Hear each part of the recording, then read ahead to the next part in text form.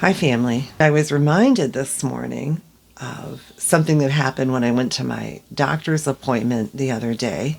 So I go to the cafeteria to get some lunch because they have some pretty decent food there and it's a good price. And I'm sitting there at the table eating my lunch, and in comes this older couple who started conversing with two older men who were sitting at another table not far from me. They were both very, very irritated with all the deer that were coming into their yards and eating everything. And I just started laughing. And I said, how would you like me to give you a recipe that has 5 ingredients you most likely already have in your house that will keep them out of your yard? And they all just, what? No way. And I said, yeah. I told the guy to go get a pencil and a piece of paper. And he brought one back and I wrote it down. And I just kind of giggled because he then took a picture of it to send it to these other people who they knew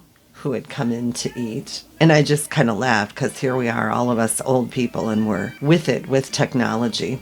I'm going to give you those 5 ingredients, and I'm going to tell you this. When I moved here 15 years ago, I transferred over some plants. It was really some of the few things that I was able to save. In the span of time, I've got hostas everywhere, and they're beautiful, and they're thriving here. This used to be a field where they fertilized it. I mean, there were cows on it, so you know what I mean? Great fertilization.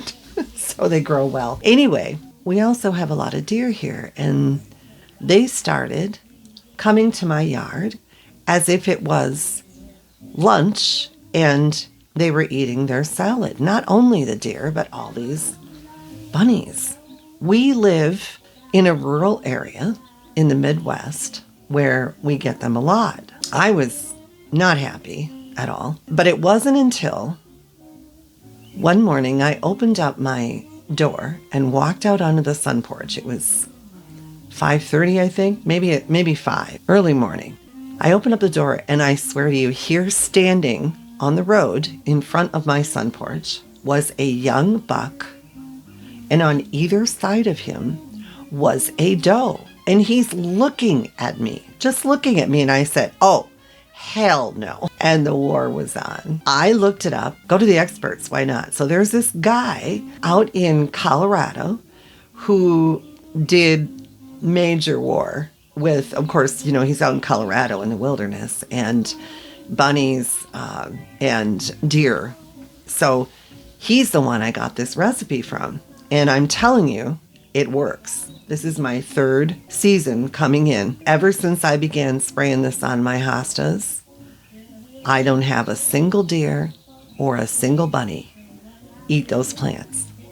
And it's really cool because not only are there no chemicals in it, I mean, Dawn dish soap, you know, they use that to wash the oil off the little ducklings. I'm going to give you these ingredients because it is mind-blowing how well it works and how cheap it is. And the only time you have to put this on again is after a heavy rain. I will walk around and do it again. Guaranteed this stuff works. It's pretty freaking amazing. So you ready? Here we go. I'll probably make up a thing and put it on the screen too. What a concept. 1 egg, 1/2 cup milk.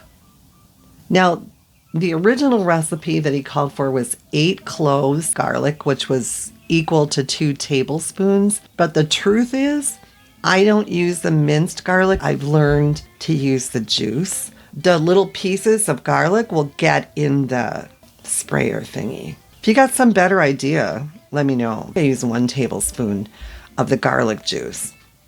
And then 1 tablespoon of dish soap. I use Dawn. 1/2 tablespoon of hot sauce.